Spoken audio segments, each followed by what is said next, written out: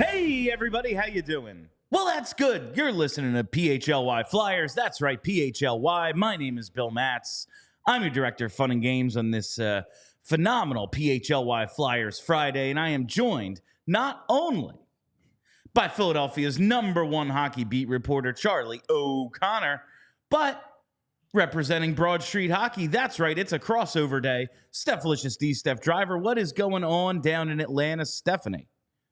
Hey guys, it's Red October down here too, and I just have to say, I'm not going to talk about the Phillies. I want to talk about who the hell Sean Walker is. Who is that person? I've never seen him before in my life.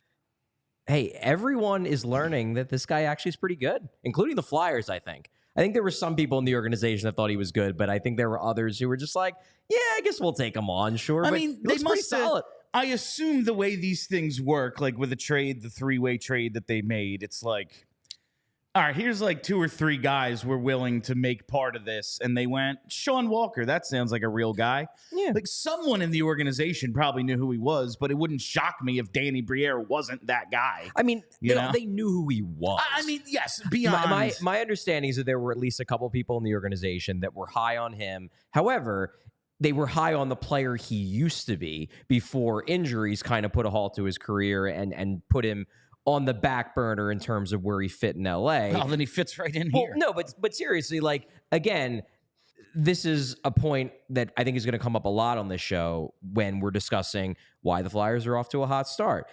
A guy like Sean Walker, you're hearing some people being like, well, how did you not know he was going to be good? It's not that we didn't know he could be good. It's that we knew he was good a few years ago. He hasn't been that good recently because of injuries, and now it looks like he's the guy he was before the injuries. He's not the only one who looks to be the guy he was before the injuries. But just like if you just look at the context of how they acquired Sean Walker, Los Angeles, a team that has high aspirations this year, got rid of basically for nothing. Yes. A potential top 4 right-handed defenseman. Well, you would think a team in contention would want that guy. Exactly. If he was any good.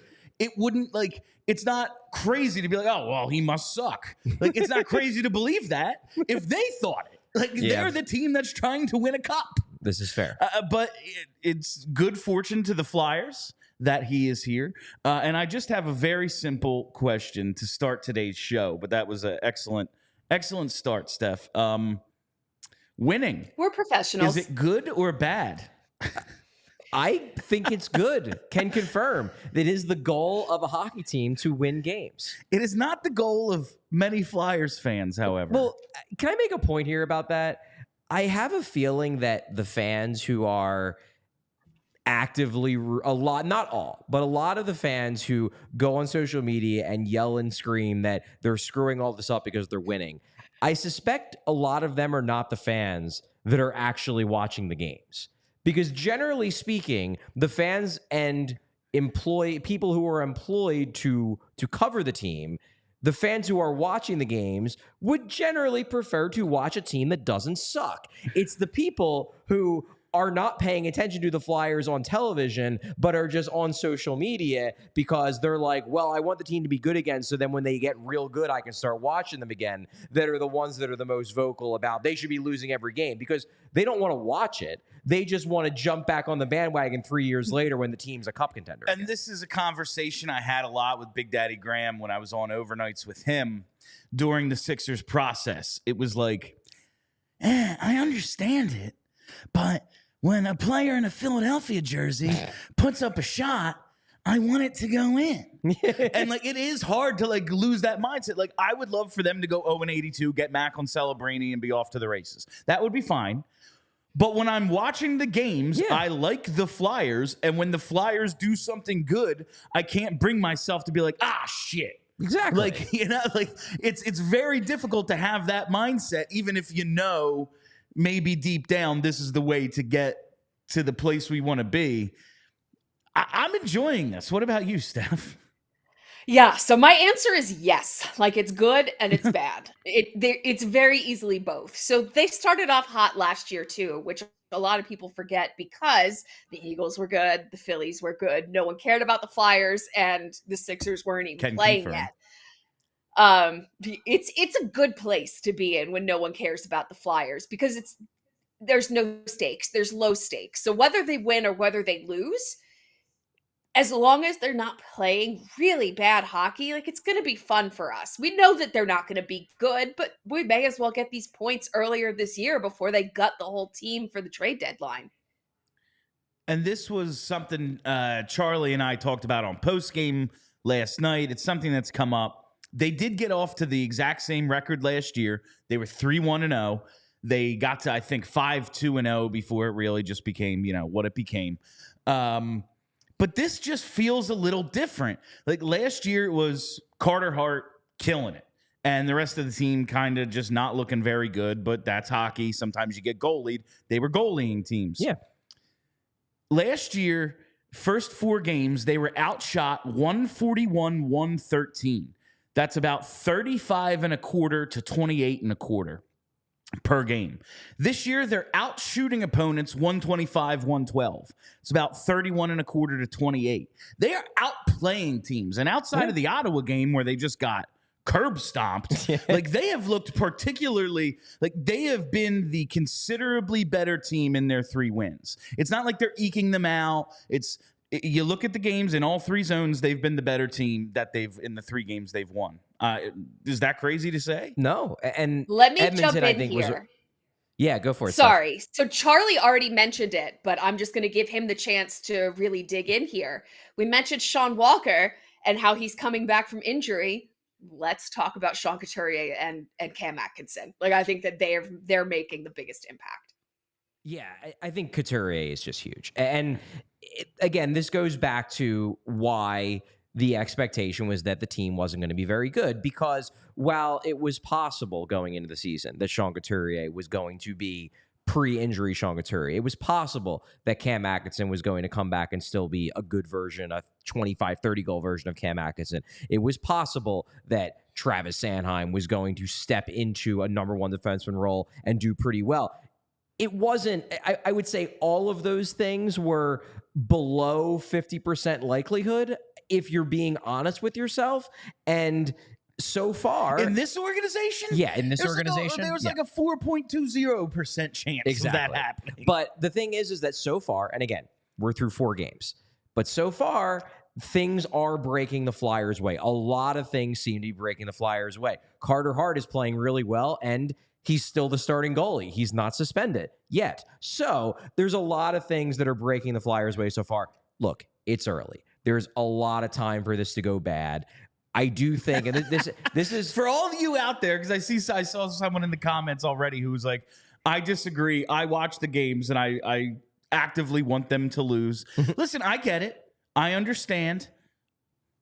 But like it's tough. Like it is tough to have that. But if you are one of those people that wants them to lose, it's probably going to happen, and it could very well start happening like this week. Well, one theory that I've had, and I talked to Scott Lawton about this a few days ago, and he thought there was probably something to it, is that teams that are an aggressive forechecking club, that they tend to do better at the starts of seasons. And this is exactly what the Flyers dealt with Ottawa, because that was where I had the conversation with Lawton, was that, if you just forecheck and pressure the hell out of a team, in the early season, guys aren't at their sharpest. They don't have a ton of chemistry yet. They maybe have new line mates. They have new teammates. They have a new system they're learning and whatnot.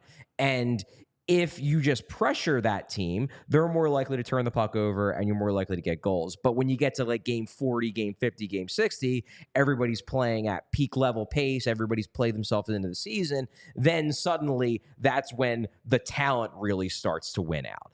And I think that may be happening a little bit to the Flyers right now. They certainly are in better shape than most teams because of how hard John Tortorella works you in camp, how hard you have to work in the summer to survive a John Tortorella camp. Like, the Flyers are probably better conditioned than most teams. The Flyers right now are probably playing the best hockey they're going to play. Not to say that they're going to fall off and things are going to be a disaster. They could. Like, it's the Flyers. That's possible. It might not even be that they fall off. It might be that other teams get better. Other teams just catch up. Like, they're probably playing at peak efficiency right now. Like, this maybe is not peak, but they're playing very well as compared to a lot of their opponents. Like, the disparity, they're going to catch up. at some point. That's my guess. But it is good to see Couturier back. And Charlie wrote an article about Sean Couturier's My name's return. not Sean. No, Charlie wrote an article about Sean Couturier that you can check out at allphilly.com. I tweeted it out a little bit earlier ago from the PHLY Flyers account. It's all about his return, shutting down Connor McDavid. That play to set up that shorthanded goal last night. I mean, how many guys even strip Connor McDavid on the power play, let alone get it going the other way? So that was pretty sick. But we got to get to the news of the day here. Mark Stahl, we talked about this last night. He got injured. You saved me from looking like a fool because I was like, oh, he only played like 7 minutes. Totally forgot. I watched him get injured and was like, got to mention that. And I was like, Charlie, he only played 7. Is he coming out? You're like, yeah, he got hurt. He got hurt. He missed the entire second half of the game. So, okay. So Mark Stahl is out injured, and he's going to miss a reported 4 to 6 weeks. We believe this could open up opportunity for both Zamula and Andre, but let us not forget Rasmus Ristolainen should be returning to the lineup shortly. Do we know anything about that before we get into the idea of a Stahl being out and all that? Yeah, well, I was able to confirm this morning that the initial belief within the organization is that Mark Stahl is going to miss extensive time. It's not a season-ending injury, but we're talking about like at least a month. So, yeah, number one, I want to be clear. I never root for guys to get injured. I actually was quickly becoming a Mark Stahl defender on this show, but there is part of me that is a little bit like, I don't want to say, it's a bad way to put it, but I'm just relieved that I no longer have to deal with 20 people on Twitter a day yelling at me about why Mark Stahl is still playing. Like, it just makes my life a little bit less annoying because that was getting really, really freaking annoying. I do now see why Dave Isaac would get so frustrated because it's like people yelling at me like Andre needs to be in every night. I'm like, you think I don't want him in? I'll let the coach know, I guess. Next time I talk to John when we go out to lunch, I'll be like, hey, pal, you want to get email in a little bit? Like, what, you think I have any control over this? I'd be playing if I did. Like, not anymore. But back in the day, sure. But yeah, so Stahl, it looks like he's going to be out for at least a month. Ristolainen, I was always told, and really now it's just kind of process of elimination here. I was told at the beginning of this week that the expectation was that he would be back sometime this week. He's still skating. He hasn't had a setback. There's only one more game left this week. It would make sense then that he will be back on Saturday. So in the short term, presumably Risto just comes in for Stahl. They keep doing this Zamula-Andre rotation. They're about to go on the road, so you need a 7th defenseman for a road trip. You keep Andre, probably play Zamula on Saturday, maybe play Andre against Vegas next week. Then you get home, you make a decision. But so it doesn't solve the logjam because all it really does is replace Stahl with Ristolainen. But what it does do is it makes you avoid an even worse logjam. Because when Risto came back, then suddenly it was, how are we going to get either of these kids in the lineup if they insist upon keeping Stahl in the lineup, if they don't want to scratch Sealer? Sean Walker, I think we're all in agreement, has earned a place as an every night starter, so he's kind of out of it. But it was going to get really difficult to keep the kids playing as much as they wanted the kids to be playing when Ristolainen came back. Now, it's basically just going to be status quo where they're going to be exactly where they were before, except now people don't have to complain about Mark Stahl every day. And that feels extremely concerning that they're trying to make room for Mark Stahl and Rasmus Ristolainen at the expense of the kids. Like, they're not talented enough. These are bums. Why are we trying to fit them in, wedge them into the lineup when we have Zamula and Andre? It's clearly frustrating for a lot of people online. You're stuck with Risto because of Chuck Fletcher. You're stuck with him, and they had no idea Andre was going to make this team.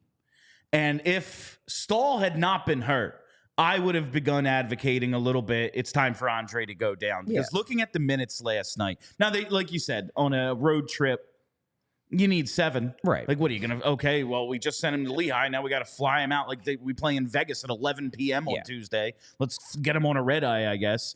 But it's... looking at the minutes last night, Stahl got hurt 5 minutes into the second period. Andre only played 3:17 in the second.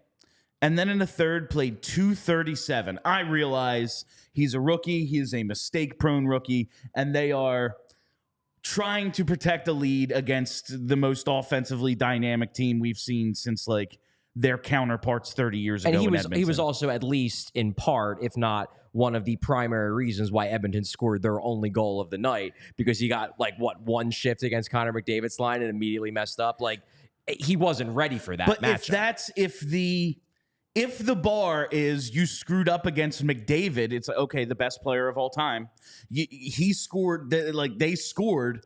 If the bar, all right, well, now you're not playing, then you don't believe he's ready, send him down. Like, I like this idea of, like, John Tortorella wants a hand in Andre's development. He sees something in this kid, and he thinks he's maybe better off here than he is in the AHL. Not to say anything bad about that coaching staff, but it's John Tortorella. Like, the dude's going to the Hall of Fame. Yeah. He wants a hand in this guy's development. Okay, that's fine for now. But, man, we get a month into this thing, and he's still playing maybe every other night and playing 10 minutes. I don't see how that helps him. I'm with you. No, I completely agree. I mean, I'm of the opinion with Andre that, and I've expressed this from the start, which is part of the reason why I wasn't the one who was like, we got to play Andre. Like, if he's here, you got to play him. Yeah. But I didn't think Andre should have made the team in the first place. So it's hard for me to get super angry that he's not in every night when I don't think he's ready for the NHL yet anyway. That said, like, to me, the solution here is that, okay, Igor Zamula, when he plays, looks real friggin' good. Like, looks like a legitimate NHL defenseman. I want him in the lineup every night. When Emil Andre plays, he shows flashes. I still believe in this guy's talent. I'm still high on him as a prospect. But I don't look at him and say he needs to be in here every night because, quite frankly, he doesn't look ready to me. So send him down to the AHL. Let him get 22, 23 minutes a night and, like, learning the angles of North American hockey, learning how to make plays on the smaller ice surface, and learning how to deal with the fact that, you know, puck pursuers are on you quicker because the ice is smaller. Learn that down there. In the meantime, let Igor Zamula get top 4 minutes. I mean, now that Stahl's gone, I don't know, stick him with Ristolainen and stick him with Walker. I like that idea a lot. Let's see what this Zamula kid can do in serious minutes, and let's deal with the growing pain, sure. But to me, he's earned it. Andre, I in no way, shape, or form is this a critique of him as a prospect. I still think he's going to be legit. I just don't think he's quite ready yet. I think he'd benefit more from being down in the AHL.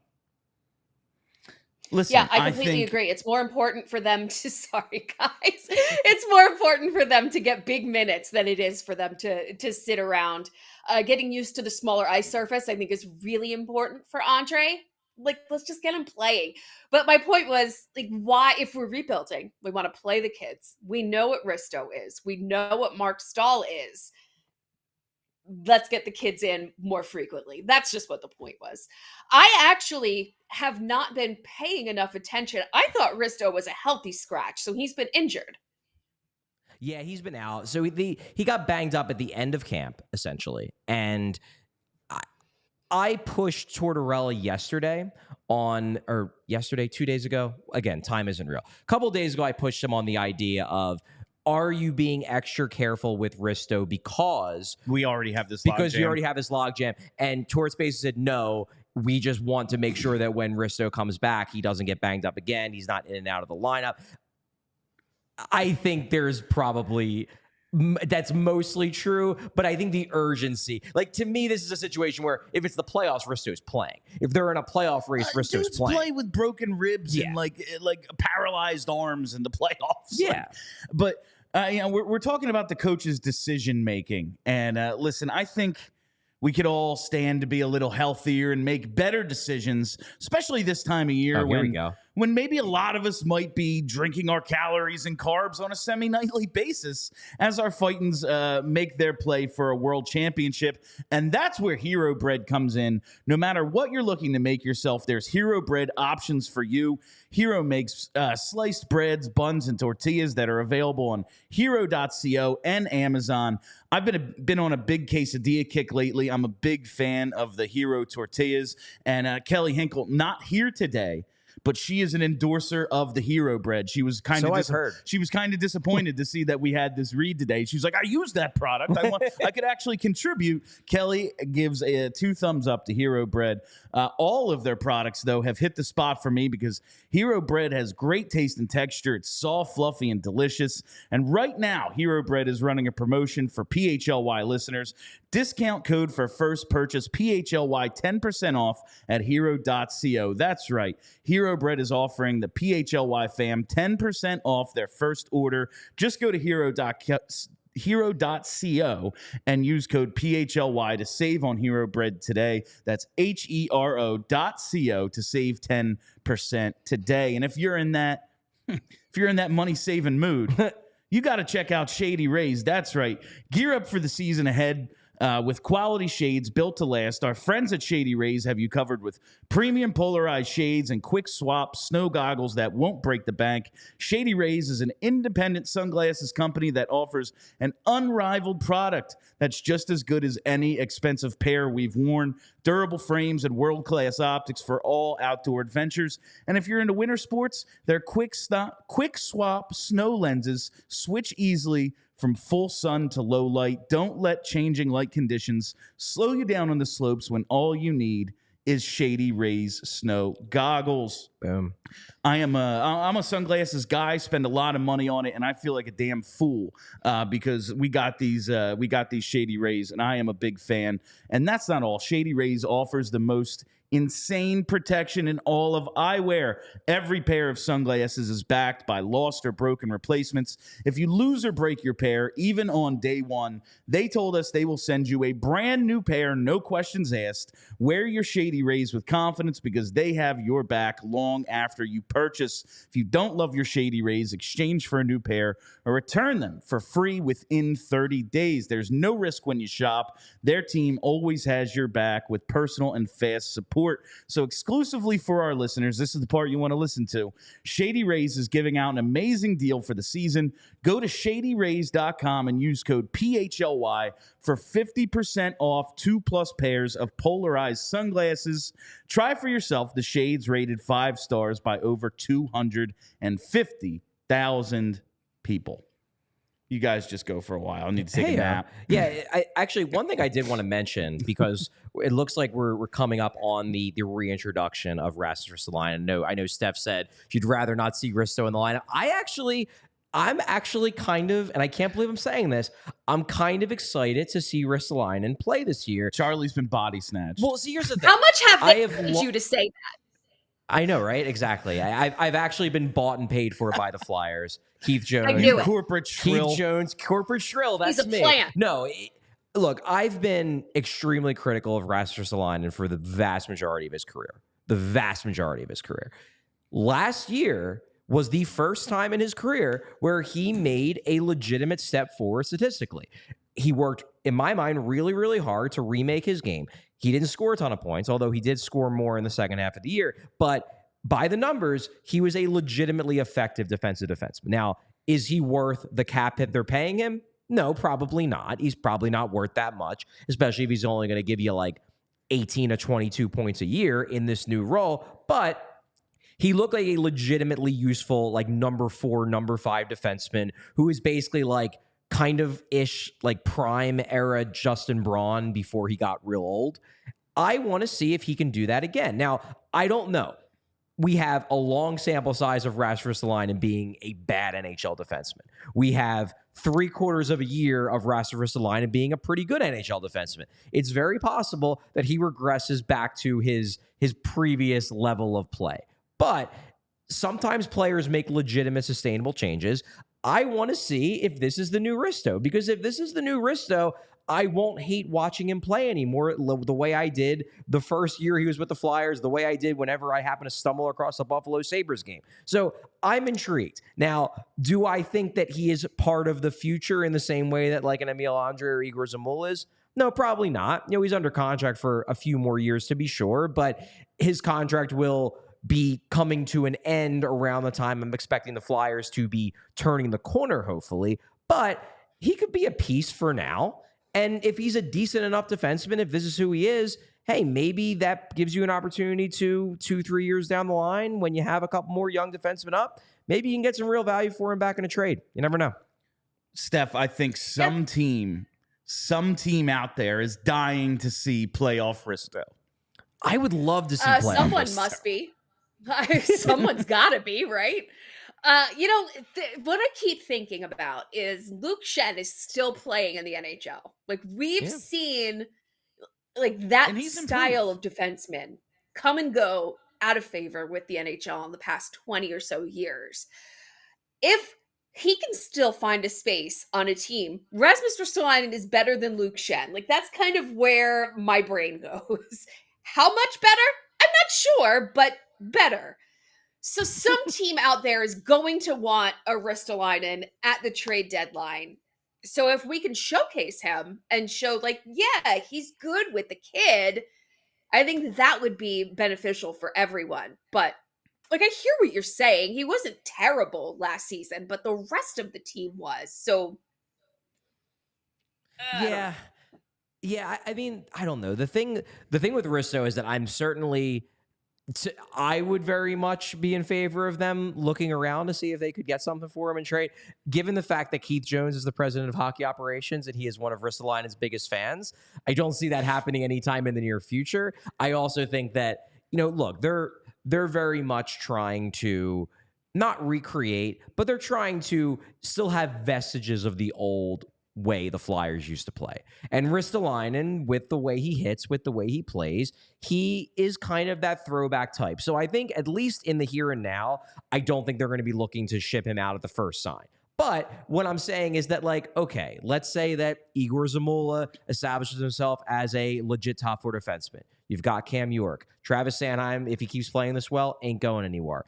Emil Andre shows up. Let's say they draft a guy in the first round next year, and he looks like he can make the jump after a year or two. Oliver Bonk makes the jump. Suddenly, you're running out of spaces, and then maybe 2-3 years down the road, if this is the new Risto, if Risto is slightly more expensive Justin Braun, except a better skater, then if you have to make a move to move somebody out to fit these kids who are ready to take the leap, suddenly Ristolainen has trade value. And I want to see him continue what he did last year and be a useful number 4, number 5 physical defensive defenseman. That would be cool. It'd be cool in the short term because he won't make my eyes bleed anymore when I watch him. And it'll be good in the long term because if you need to make a move, he'll have actual value on the market. Just in terms of trade value, I do think, as Steph said, maybe he'd have some value at the deadline this year. But I don't know how interested anyone is in 3 more years after this season of 5.1 for, if you're a playoff team, a third pair defenseman. And I don't know how interested the Flyers are in clogging up a retention spot for the next 3.5 seasons. Yeah, but in 2.5 years, maybe. No, when the cap goes up, I think there will be a much bigger appetite. Like 5.1 will look like 3 in a couple of years. Fair. Like, and then maybe you don't have to retain as full 50% or whatever. Like, you might actually be able to move him, but I don't think that's coming up in the near future. I do want to get to these. Oh, I did. I already made my 420 joke for the day. I do want to congratulate Travis Sanheim on last night was his 420th NHL game. Congrats, Sanheim. Heyo. But I want to move on. Pretty nice, actually. It is. I want to move on to this forward rotation that the Flyers have been going through. Not so much a rotation right now. It's Forster and Brink in. Bobby Brink gets his first point of the season last night on a nice assist. Could have had a wraparound goal on either side of the net, but it was not to be. Does pick up the assist. Frost is the odd man out, and when's he drawn back in? Like, after a team beats up Vancouver and then especially Edmonton, like outplays them considerably, can't imagine the coach is all that interested and be like, well, got to switch up my lineup. What do we think is going to happen with Morgan Frost at this point? I have absolutely no idea, but I got to tell you, that Farabee goal from Brink was just gorgeous. I want them to continue building that chemistry together. Morgan Frost, I want to throw away that entire draft. Like, can we just pretend that it was a different year, that we had all of those people there? I want to throw away that whole draft. It was awful. Owen Tippett second overall. It worked out. Okay. That's not what happened. Okay. Prove it. It's very easy for me to prove it. I don't accept that evidence. I agree, though, Steph. Brink's been great. And it was awesome, I think, because on Tuesday, I thought Brink had a great game. And I thought Brink did not get rewarded for his great game. I know John Tortorella gave him credit, so he got rewarded by his coach, but he didn't get rewarded on the score sheet. And it was really awesome to see him get rewarded so early yesterday with that really fantastic play between him and Farabee. I mean, that was great by both of those guys. Yeah, it was beautiful. And the Edmonton defenseman, the Edmonton defenseman, I can't remember who it was, but I definitely remember laughing at them. Like, they just completely blew their assignment, but it was beautiful. Like, it was such a nice play. Yeah, and with regards to Frost, look, he's going to get back in eventually. I do not think when they scratched him, they expected the Flyers to kick the crap out of Vancouver and then kick the crap even worse out of the freaking Edmonton Oilers, who are one of maybe like the 4 or 5 top favorites to win the Stanley Cup this year. I don't see them bringing Frost back in on Saturday after 2 straight games like that. Like, I know the counter argument is, well, they're rotating the defensemen, so why can't they rotate in the forwards? Fair, but they've established very clearly that the rookie defensemen are in you get one game, you get the other game rotation. That's established, that's accepted. Everyone knows, the rookies know, everybody knows. I think they really do value the idea of keeping the line chemistry together, especially when they play this well over 2 straight games. So I would be surprised if Frost comes back on Saturday. Now, do I think he's going to sit for weeks? No. He's clearly a useful NHL player. He's young enough to potentially be part of the solution. And as we saw with Mark Stahl today, guys get hurt. And when guys get hurt, guys come back in. I don't expect the forward core to stay this healthy all year. Again, we're only 4 games into the season. But I do think it's fair to say that right now, Frost is out of favor. And it's going to take something from the team, whether it's an injury or whether it's a bad game, to get him back in, because right now they're just going to keep rolling with what's working. And we talked all summer about how there was really no room for him. So we're seeing that. We're seeing that happen. Yeah, I mean, especially with somebody like Brink. Like, yes, Frost plays the middle, Brink's a winger, Forrest is the winger, but there's only so many top 9 spots, and the fact that you have a guy like Lawton who can shift over, that does kind of render the positional aspect kind of null and void, because Lawton might be a natural winger, but you can sit somebody, move Lawton over to center, and then boom, you have Forrester and Brink in the lineup. The thing that's interesting to me, and I'm curious to hear your guys' thoughts on this, like, Brink is playing great. He deserves to be in every night. Tyson Forrester is not. Invisible last night. He isn't doing... I don't think I heard his name once. It's not that he's been actively bad. Like, it's not... I wouldn't put him on the same level as Andre. No, he's not fucking up constantly. Where Andre's making big mistakes. He's making plays, but he's making big mistakes. Forrester just isn't doing much. And I do wonder when it gets to the point where you say, okay, even if we keep winning, Tyson ain't doing a lot, let's bring Morgan back in for Tyson. The one thing that gives me pause on that is that I think John Tortorella likes Tyson Forrester a lot more than he likes Morgan Frost. This is what we know. Like, he's going to give his guys that opportunity, and someone who might not be his guy, like Morgan Frost, first sign of trouble, you're out, pal. One thing I do want to ask, I was thinking about this last night, because I think we were all a little underwhelmed at Owen Tippett's first couple of games. And it's 6 periods of hockey. Like, oh man, he didn't look good for, but 120 minutes. What's going to happen? But do you think maybe it's a mark against Frost that both Tippett and Frost, when together, looked underwhelming? And basically, since Frost has come out of the lineup, Tippett has looked more like last year's Owen Tippett. And it's like, yeah. So he wasn't only just not making plays for him, he might have been holding Owen Tippett back a little bit. And we know the coach likes Owen Tippett a lot. Like, that's just something I was thinking about, because I had nothing but praise for Tippett in the post game last night. I was impressed with him. That's an interesting point. I didn't even think of that. Truly, that didn't even register to me, but that's a good point because, yeah, Tippett the first couple games was pretty underwhelming. They had good chemistry last year, so you think, hey, let's reunite them, it's whatever. Something we wanted to see. Yeah, we wanted to see those two, and specifically those two together. Yeah, that's a good point. And that very well could be one of the things that Tortorella in his head is sort of dinging Frost for, is that, hey, the minute we took Owen Tippett away from him, now Owen Tippett looks like Owen Tippett again. So I don't know.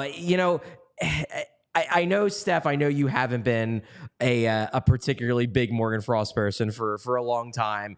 I want him to show me more. We talked about it all summer that, the second half of last year, he definitely showed something. He showed he's a useful NHL player, but he didn't necessarily show me that he needs to be a piece on the next great Flyers team. I want him to get that chance, but I'm not at the point where I need to force it. I don't feel like he's necessarily earned like special treatment, if that makes sense. Steph, where we don't are you need at? to make room for him. Is that what you're like? Yeah. If there's not a spot for him, so be it. That's kind of where Steph? I'm at right now. Yeah, that's kind of exactly where I am. He's not a kid anymore. He's like 25. Like we know what he is at this point, and what he is a guy that cannot be reliably trusted for 82 games to have huge offensive potential. Like, we know what he is. He is an NHL player, but he's just a guy. He's just a guy. So if we're talking about what the future of this team looks like, I don't think Frost is part of it, but Forrester is. So let's keep getting him minutes. He has not been good. He has not been good, but I think we expected that.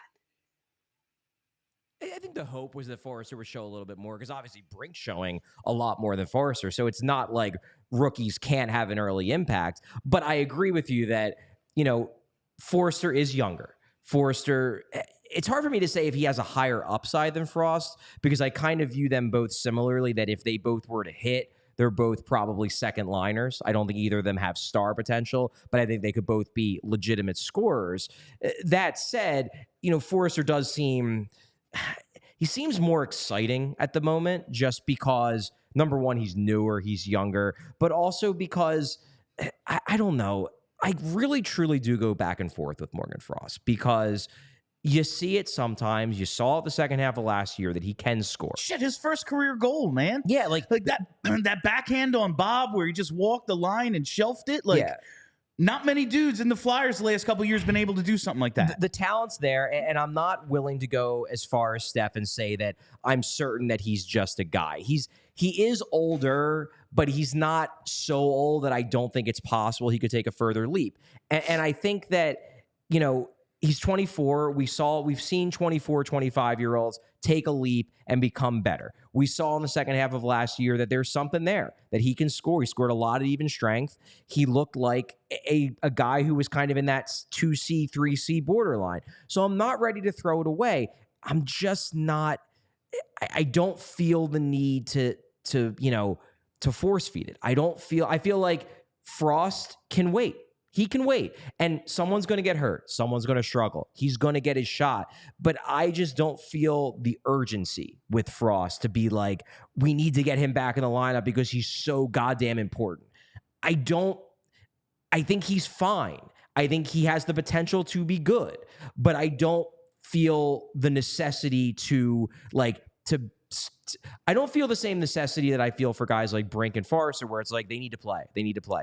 I don't think Morgan Frost needs to play. I'd like to see him in there, but I'd like to see him in there when they can get him in there. It's not like, oh my God, you got to get him in there. That's just my personal feeling right now on Morgan Frost.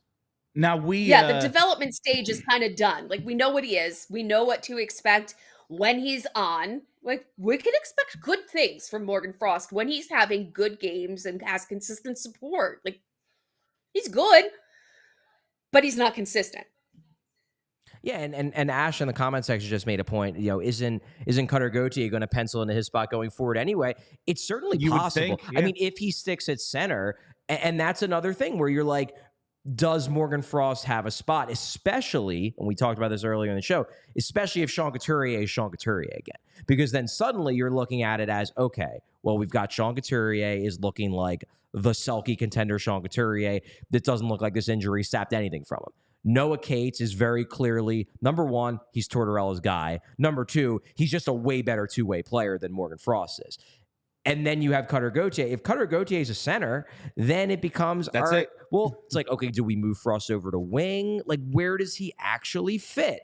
And I think that plays into why I just don't feel that same sense of urgency to figure, like, look, if Frost bangs the door down and makes it clear via his play that you need to make me a part of this because I'm real friggin' good, that'll be awesome. Beautiful. And that'll Great be, problem to that's a have. great problem to have, and the Flyers will have to figure it out. I want to see that happen because, number one, it's good when the Flyers have more good players. Number two, and this is where I'll let my personal things fall into it, like, Morgan Frost is a good kid. He's a really nice kid. I would like to see him succeed. I would like to see him succeed in Philadelphia. But I don't look at him as a piece that needs to succeed for the Flyers to get to where I want them to be. You know what I mean? I think now that I'm kind of talking my way through it, I think that's really where I'm at, is that Frost is, to me, his development is more a nice to have rather than a we need him to work for this to work. So we didn't do a show on Monday. Excuse me.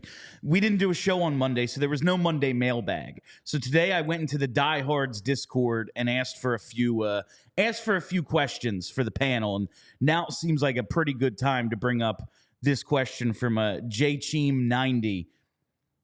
If Frost is the odd guy out, which we're kind of saying at this point right now he is, and looking ahead, like Cutter Gauthier could be on this team as, this spring. Could very well be, okay, well, he's taking your spot too, Frost. If he's the odd guy out, does he have any trade value right now? Yes, I think so. He's 24. He's on a cheap contract. He can clearly play NHL center at a capable level.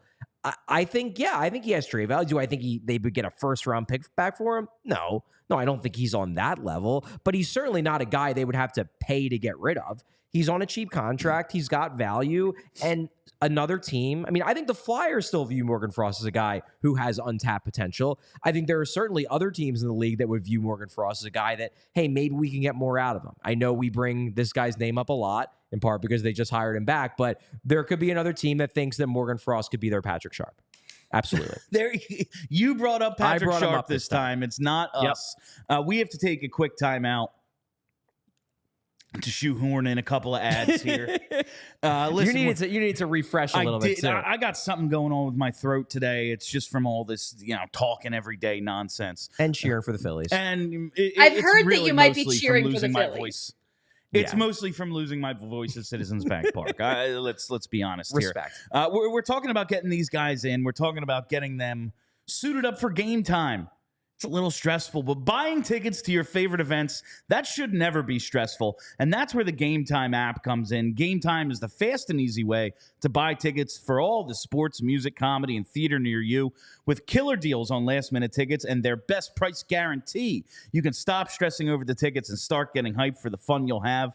Game Time is the place for last-minute ticket deals. Forget planning months in advance. Game Time has deals on tickets right up to the day of the event. Get exclusive flash deals on tickets for football, basketball, baseball, concerts, comedy, theater, and more. The Game Time guarantee means you'll always get the best price if you find tickets in the same section and row for less. Game Time will credit you 110% of the difference. So snag the tickets without the stress with Game Time. Download the Game Time app, create an account, and use code PHLY for $20 off your first purchase. Again, terms apply. Create an account and redeem code PHLY for $20 off. Download Game Time today. Last-minute tickets, lowest price, guaranteed. And when you're heading to that game, before the game, maybe even during, you like a little live betting, you want to do it with DraftKings Sportsbook. The NFL season is going strong, and DraftKings Sportsbook is hooking up new customers with an offer that's even stronger. Bet $5 on any game this week to score $200 instantly in bonus bets, and DraftKings isn't stopping there. All customers can take advantage of a sweetener offer every game day this October. Get in on the game day greatness. Download the DraftKings Sportsbook app now and use code PHLY. New customers can score $200 instantly in bonus bets when you bet $5 on the NFL. That's code PHLY only on DraftKings Sportsbook, an official sports betting partner of the NFL. The crown is yours. Gambling problem? Call 1-800-GAMBLER. Visit www.1800gambler.net. In New York, call 877-8-HOPE-NY or text HOPE-NY. In Connecticut, help is available for problem gambling. Call 888-789-7777 or visit ccpg.org. Please play responsibly on behalf of Boot Hill Casino and Resort. Licensee partner Golden Nugget Lake Charles. 21 plus, age varies by jurisdiction, void in Ontario.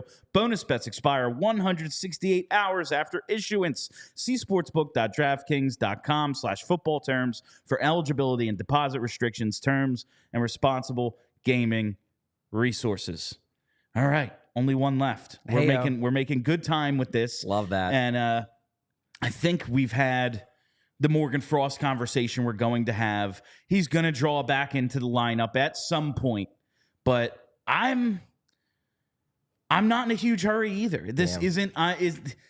I like the kid. I want to see it work, but I want to see Bobby Brink and Tyson Forster more, personally. I do think that, and going back to what I was saying about the urgency, I guess, and I know they really aren't that related, but I guess my feeling of they have to get something out of Frost, it just became less urgent once they drafted Mitchkov, because my thing was like, they need a game-changing playmaker, and Frost is their best chance to have that guy. Even Cutter Gauthier, he's more of a goal scorer than a real, he's not a bad passer, but he's not that kind of game-breaking type, super creative guy.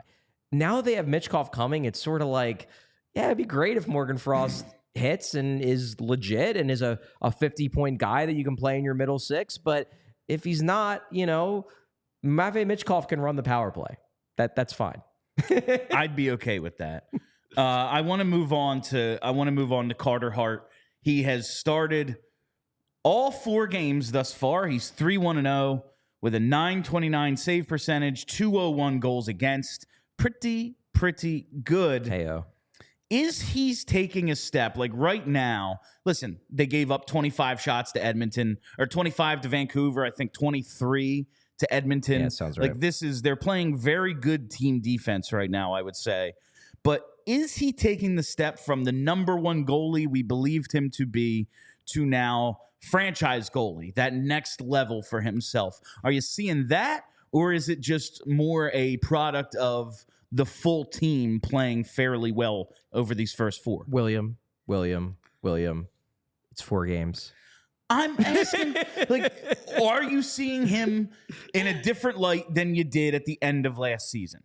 Not really. Okay. He's played well. That's all. But It's a question. To me, Inquiring minds. If he's doing this and if he has a .929 save percentage at game 55, yes, I will see him in a different light. But right now, I'm looking at a guy who's off to a good start. He's undeniably off to a good start. Got the shutout earlier this week. Has shiny numbers. I do think that you're right in saying that a lot of this is driven by the quality of the teams play in front of him. That said, I don't want to minimize it. He's played well. He's made the saves he has to make. But it's 4 games. I'm not ready to say he's taking the leap into stardom yet.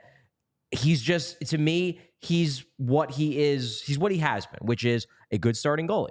I was on a radio show yesterday in Edmonton, and they asked me about Carter Hart, about is he ever going to get back to what he was? And I basically said, look, I think he's been back for the last 2 years. You might, from afar, look at his stats and say, he's not that great. Sub 9-10 save percentage the last 2 years, was real bad the year before that. To me, he had the real bad year right after the pandemic. Undoubtedly bad season. That was awful. The last 2 years, if he was on a good team that wasn't a total dumpster fire in front of him, he's probably putting up, 918, 920 save percentages because he's a good starting goalie. It's just that the Flyers were a tire fire, so they deflated his numbers. Now, through 4 games, the Flyers haven't been a tire fire, and his numbers look good.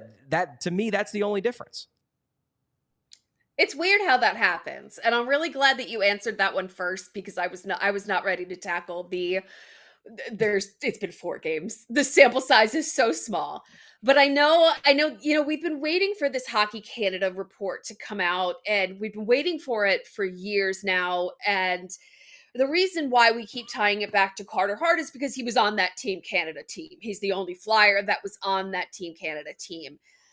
So we're constantly waiting for the second shoe to fall. Like, where's that last shoe? Where's that last boot? It's going to drop because we're Flyers fans. Like, we're just waiting for something bad to happen to our dude, and that's what we can see coming. But I think it's super important to get him some rest. He should not have been playing all 4 of these games. Yeah, I think to me it's less important. Like, yeah, you definitely don't want him to be playing every single game. Those days are done. But to me, it's less important because there hasn't been back-to-backs. It's less important that he needs to get rest, and more important that I want to see Sam Ersson play. Like, this is They're a guy high on this guy. This is a guy who they really do think is going to be potentially a starting NHL goalie. Now, whether that's here or somewhere else, I guess we'll see how the Hart situation plays out on multiple levels, both his contract and the Hockey Canada thing, as Steph noted. But they're high on Ersson. And what it boils down to is, if you're high on this guy, you got to play him. To me, Ersson has to play one of these games on the road trip, not because Carter Hart's played bad. Carter Hart's been very good. Carter Hart deserves to play. But if you're going to keep a prospect that you're high on as your backup, you got to play him too. So to me, I mean, I would probably play him on Saturday against Dallas. If I don't play him on Saturday, I'm playing him against Vegas next week. Like, Ersson needs to play. It's not saying anything negative about Carter Hart. It's just saying that if you wanted to have a backup who was never going to play, you should have sent Ersson down and just had Felix Sandstrom be the backup. Yeah, Steph, earlier in the show, Charlie mentioned he hasn't been suspended yet. Steph, you brought up the Hockey Canada thing. Do you both see this as I do, like this black cloud looming over the organization? Like, I don't think it's over the organization, but it's definitely over Hart. I think it's over the NHL. Like, as long as, and maybe Sam Ersson is like the dude, and it's not going to matter in terms of the team itself. But man, I can't help but think every time I see Carter Hart do something well, I'm like, oh, nice, okay. Like, what am I going to be told about him? When am I going to be told about? Like, it just seems like this thing stopping me from like really getting on board with the idea that, oh no, he is ascending to this next level and he's gonna be our guy for the next 10 years. And we always talk about the next great Flyers team. He's gonna be a part of it. I don't think they're doing themselves any favors right now only playing him when this could, listen, it could also never come out. Yeah. And that's, that's a coin flip probably, because it's Hockey Canada, it's hockey culture, it's a star Canadian hockey player. We're on to year 2 of this. Yes, and we still have not out. nothing. We have absolutely and it happened nothing. So many years ago. But I just feel, I don't know, like I don't want to say guilt, but like I don't want this looming. You know what? This whole thing just sucks. Yes. And like, number one, the entire incident really fucking sucks. But it sucks on so many levels in the here and now too, because you look at, like, let's look at the two possible options, like not options, two possible outcomes here. Okay. If Carter Hart was involved in the bad things that happened, then it just really freaking sucks, because a guy who the fans grew to really love and view as part of the future, turns out he did a really, really terrible thing. Presented himself as a really good young man. Yeah. And he did, and that's awful. But on the flip side of that, the fact that this is still lingering, like, it's not, if Carter Hart legitimately did nothing wrong and was not involved and was not in the room, whatever, it really freaking sucks for him. That this comes up every time we mention him. That every time we talk about Carter Hart and every time he has a good game, it's unfair to him that he hasn't been cleared yet, and that the NHL is just like, well, we'll let you know eventually. Like, it's a shitty situation all around, because both scenarios suck. The scenario that he's involved obviously sucks worse, but if he wasn't involved, I feel really bad for the guy, because instead of us talking about Carter Hart having a .929 save percentage and maybe taking that leap, we're saying, this is great, but what happens if he gets suspended in a couple weeks? Like, it's just a shitty situation all around.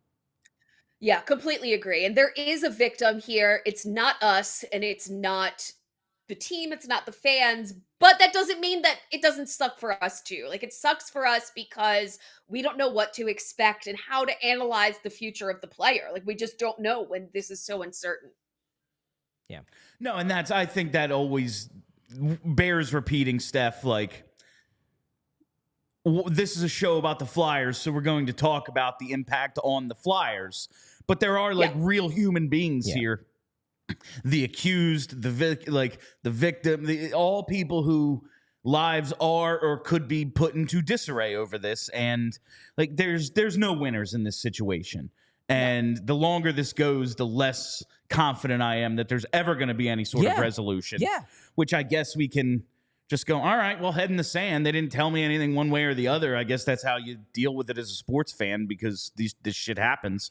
But it does suck. It sucks for all of us. It sucks for us having to talk about it. It sucks for fans. People who bought his jersey are invested in the guy one way or the other. And him. The whole thing is shit. I don't want to go right into a... he took the Flyers or Philadelphia out of his Instagram, and it sent our fan base into a tailspin. That's not what we need to be focusing on this season. I would really prefer for that report to come out from the NHL, tell us what happened and who was involved, and then let's move on. Let's all move on collectively. Agreed. I don't want to go right into the last read off of something heavy. Yeah, that's a little too serious. I want to get to one of the diehard Discord questions before I do the FOCO. From Aaron. Yeah, get your overalls. From Aaron in the Flyers Discord.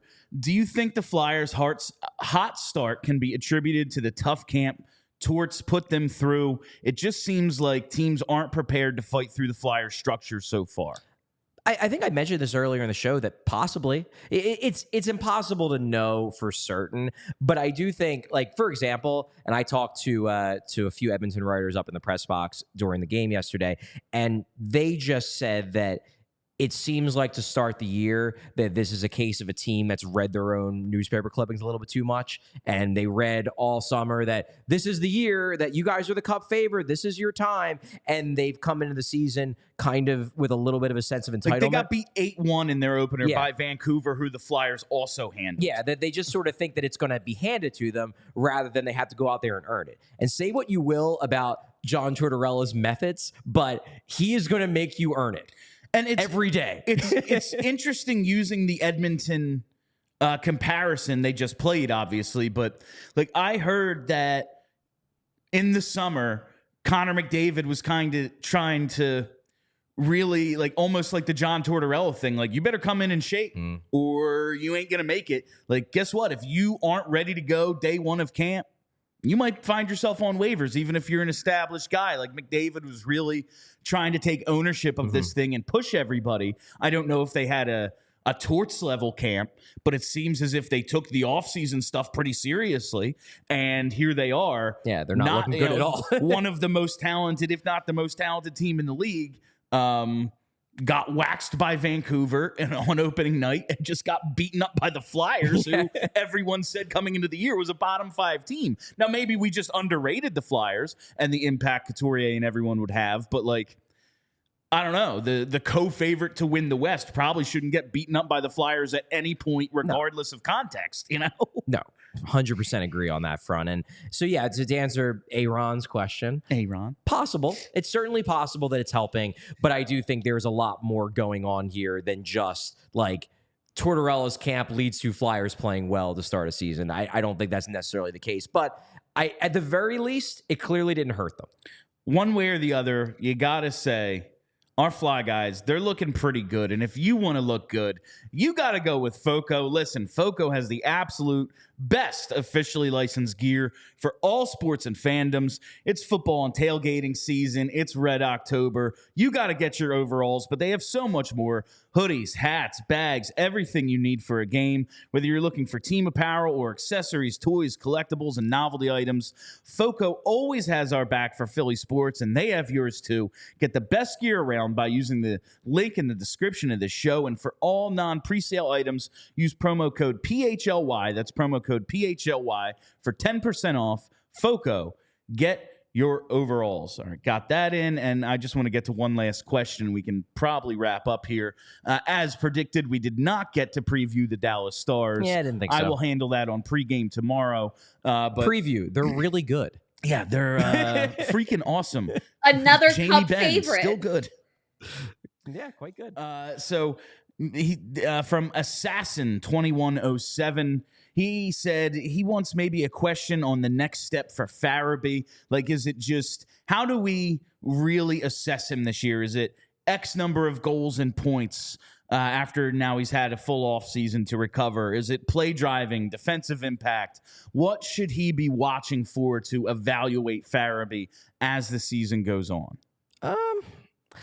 That's a tough question because kind of everything. Like, to me, what's interesting about Farabee is I still don't know what he is, and not just in terms of what his upside is, but I don't know what kind of player he's ultimately going to be. Like, is he just a scorer? Yeah. Is he a two-way guy? Exactly. Like, I just don't know. So to me, this is a big year for Farabee to tell us what kind of player he wants to be. You know, do they want to develop him into a guy who can score 35 goals a year, a scorer who you put next to a Couturier who can do the heavy defensive lifting, and Farabee just scores a bunch? I don't know. That play with Bobby Brink last night, that was a scorer's type play. I'd be cool with that. That said, he was drafted as more of a two-way, like Justin Williams type.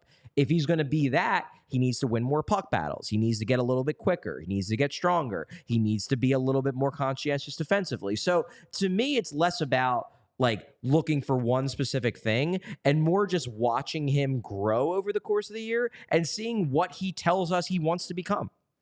That was an excellent answer. I have to just throw my hat, though. You've registered a hat trick today. You've mentioned Mishkov, Justin Williams, and Patrick Sharp. Yes. That is the anyone playing along at home, 3 shots of tequila all around. One thing I do want to point out before we close this out, Melissa in our comment section said she always felt Farabee wasn't invested in the team. He looks a little different this year. Here's a point I will make.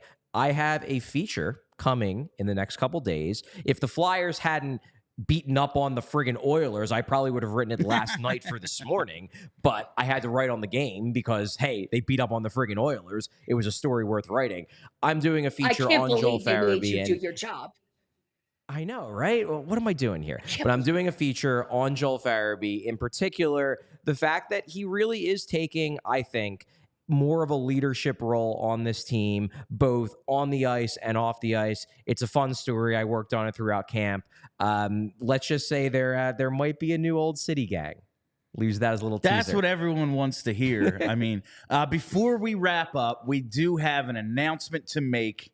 Well, I mean, we've made the announcement already, but we have to remind you all, listen, today is Friday, October 20th. Next Saturday, the 28th, PHLY Flyers tailgate. Oh, we have the graphic. Hey, well done, everybody. So we do have a lot. We have a location. You did all this. I was so able you to tell speak me. with Flyers Public Relations this morning. It's going to be somewhere in Lot F. We'll have a more specific location for you guys as the week progresses, but expect it to be Lot F, which is, I believe I was told, it is one of the lots that is on the side closer to like Xfinity, but also Lincoln Financial Field. So that general area, like near those fences, that area. Okay.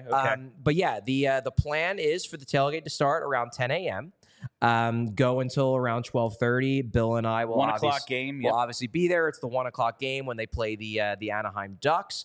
The fact that we have the Houston Astros tying the series. If the Phillies can take care of business, win 2 more, maybe, just maybe, this could be a pregame not just for the Flyers, but a pregame for a Phillies World Series game. Possibly. They might be scheduled to play on October 28th too. So that could be fun. So I'm very concerned that Charlie just said the Astros were tying it up. I'm very concerned. Please take it back. I mean, it's not ideal, but it did happen. I want the Stros. You want the Stros? Yeah. Well, if the Stros were to win, the Phillies would have home field advantage, meaning that if they are to take care of business against the Arizona Diamondbacks, win 2 more games, they would be playing in game 2 at home on the 28th. So this could be a pregame, not just to the Flyers, but to a day of festivities around the sports complex, ending in hopefully a Phillies World Series win. Tailgate is completely free. We should have a registration thing as well. We will be having ticket giveaways next week from what I was told. And Dylan's Meats. Philaticus on Twitter, one of our good friends, is going to be cooking for us. Again, as I said a couple days ago, we're not talking... This ain't burgers and dogs. Yeah, we're not talking about burgers and dogs. We're talking about, like, you know, high-end steaks and really crazy stuff. So brisket. Potentially. I don't know what the menu is yet. I'm not going to make the menu for him. Don't know what the menu is yet. Whatever he comes up with is going to be fantastic. We trust the meat master, but really would love to see everybody out there. As I said, we're going to have ticket giveaways. I think we're going to have some free stuff as well. We're going to have drinks, both alcoholic and non-alcoholic. So please stop by. We'll be promoting it all week. It's going to be, as I said, 10 a.m., starting at 10 a.m. next Saturday before the Flyers game. Even if you don't have tickets, feel free to stop by. And that is all the time we have for you on PHLY Flyers this week. Thank you all for listening. Thank you for hanging out. Thank you to our guest, Steph Driver, representing Broad Street Hockey. Hopefully we have the full gang back together next week, but it's always good to get these crossover shows. All right, make sure you're following us on Twitter. You're following us on YouTube, the podcast, all that stuff. Come to our tailgate on the 28th. Support our sponsors, etc. My name is Bill Matz. For Charlie O'Connor, ring the bell, Phils. We all silly like the mayor.